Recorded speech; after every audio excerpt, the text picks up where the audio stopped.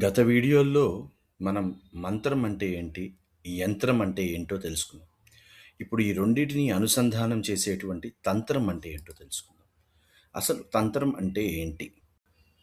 మంత్రాన్ని ఎలా జపించాలి? యంత్రాన్ని ఎలా ప్రతిష్ఠించాలి?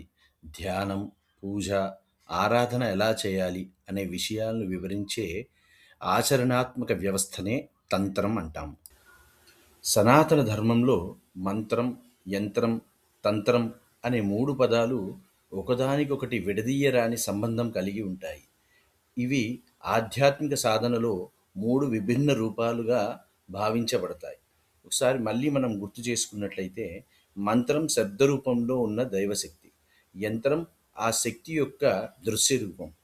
తంత్రం అనేది ఈ శక్తిని అనుభవించడానికి మరియు ఉపయోగించడానికి అనుసరించే విధానం. ఈ మూడిటి మధ్య సంబంధాన్ని అర్థం చేసుకోవడానికి ఒక ఉదాహరణను చూద్దాం. విద్యుత్ శక్తి ఉంది. అది విద్యుత్ శక్తిని మంత్రం అనుకుందాం. బల్బు లేదా ఒక పరికరం ఉంటుంది. అది యంత్రం. విద్యుత్తుని ఎలా ఉపయోగించే విధానాన్ని తెలియజేసేదే తంత్రం.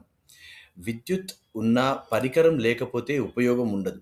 పరికరం ఉన్నా దాన్ని ఎలా ఉపయోగించాలో తెలియకపోతే ఫలితం ఉండదు. అలాగే మంత్రం, యంత్రం, తంత్రం 3 కలిసి పనిచేసినప్పుడే సాధన సంపూర్ణం అవుతుంది. మీకు ఇలాంటి వీడియోలు నచ్చినట్లయితే లైక్ చేసి, షేర్ చేయండి. మరియు ఇలాంటి తదుపరి వీడియోలు మీకు కావాలి అనుకుంటే సబ్స్క్రైబ్ చేయండి. Thank you.